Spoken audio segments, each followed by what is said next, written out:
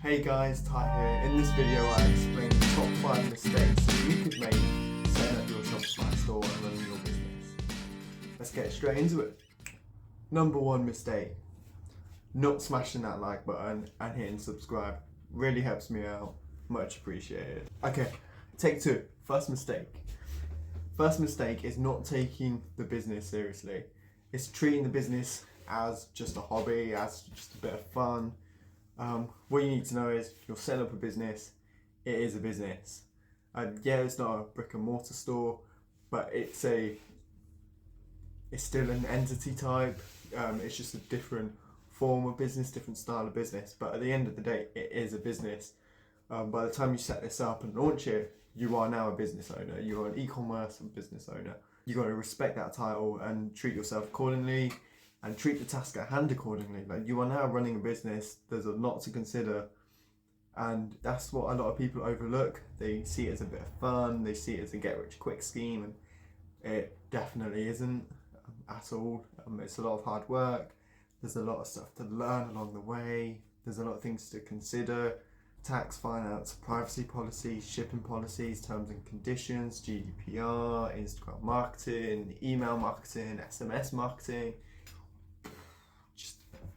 There's a lot to consider. Make a list, but this video would just be words flying up on the screen the entire time. So just remember that before you start, and if you're already started, just bear that in the back of your mind. It is a business. You are now a CEO, you are now a business manager, so congratulations. Just keep that in the back of your mind. The second mistake that I see people make is not managing their money, not managing the finances. As someone with accounting degree, that really gets to me. Like I said, you're managing a business. You're gonna have either profit or loss. You're gonna have expenses. You're gonna have income.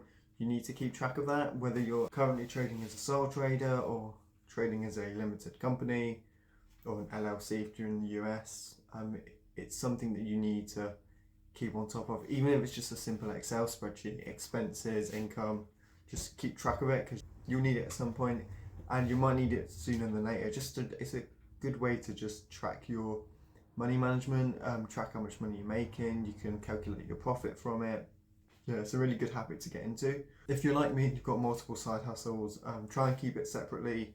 If you've got an e-commerce store and you're a freelancer, try and keep the income separate, record it separately, because it will just cause you a headache down the line when you're trying to account for which one is which. This definitely isn't financial advice, it's just a good habit to get into. You should definitely keep track of everything, so you know your ingoings and outgoings, you know where everything is. Also your subscriptions. As someone running a business, you are going to have subscriptions, whether they be Canva, Later, Dropship Rabbit, Ecom Hunt, whatever your subscriptions are, just keep track of them, have them in a different column.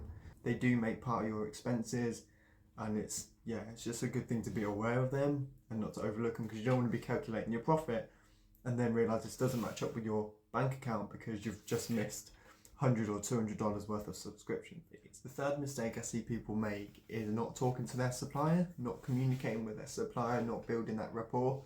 Because for me, I deal with a couple of agents.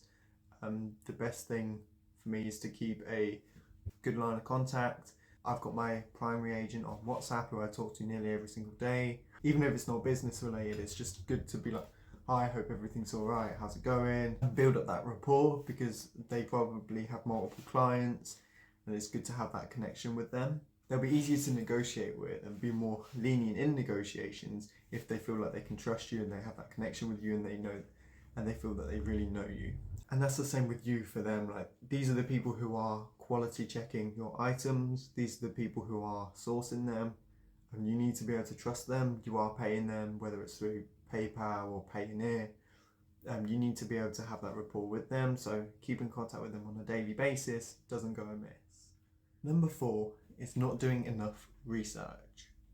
Now, a lot of people have an idea. They think, oh, this idea is mind-blowing, let's go straight into it, dive straight into it, build a store, get the ads running, and then they hit a hurdle.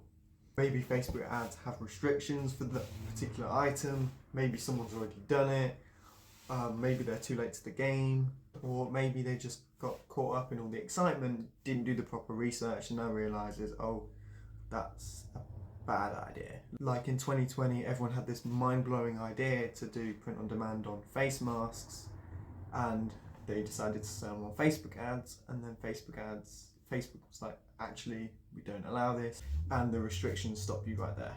And you've just wasted however long building up your store, sourcing and designing the products, and you've hit a quite significant hurdle.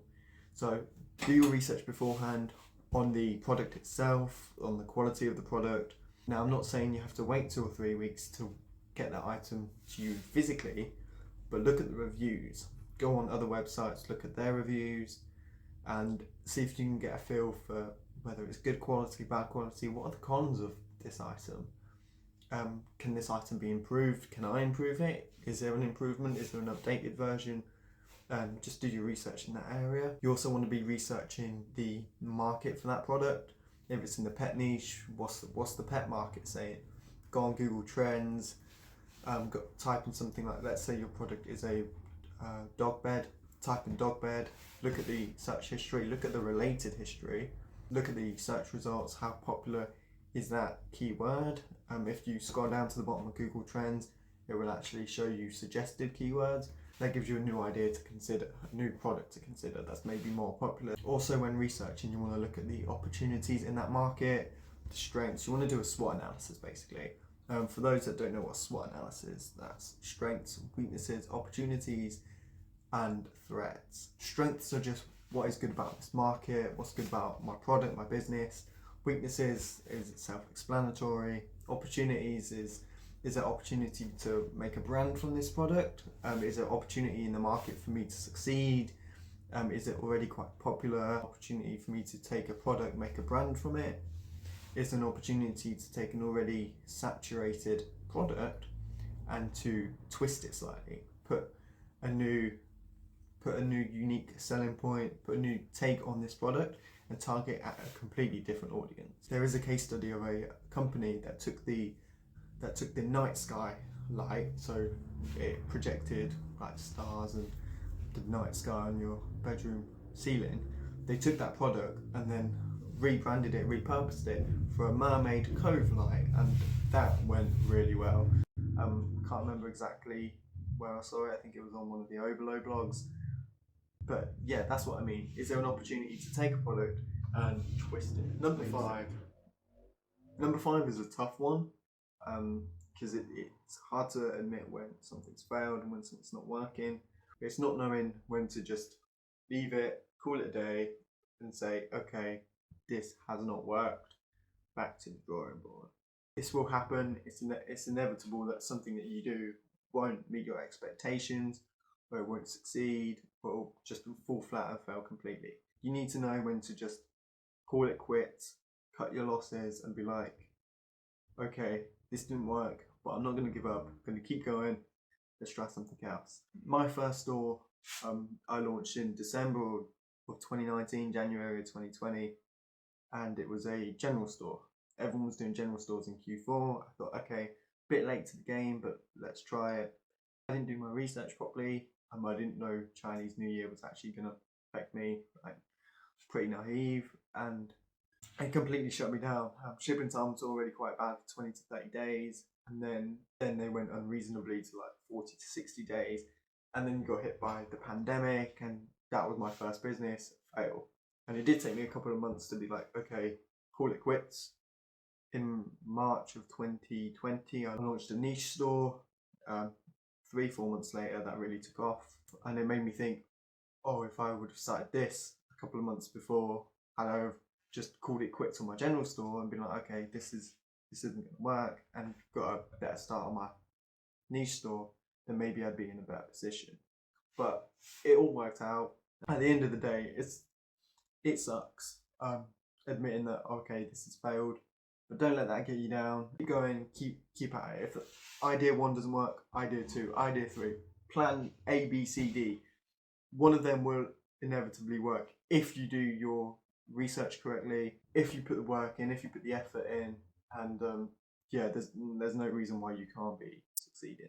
If you're going to listen to one of these, it would be knowing when to call it a day, because it can completely ruin your motivation, your drive, if you're trying to move a dead horse, basically. It's not going to happen, and it takes strength and it takes knowledge to be like, okay, I know that this isn't going to work now.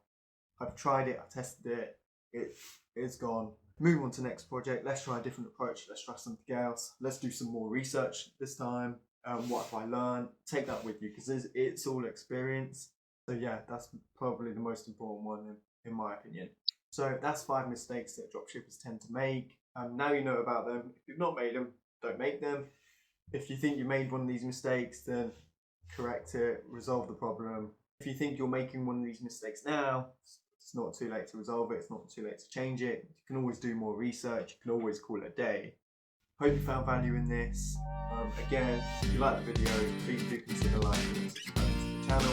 I'll be posting every week with maybe a short video in between. So yeah, please do consider liking and subscribing. Really helps me out. Keep the hustle going. Never stop, and good luck.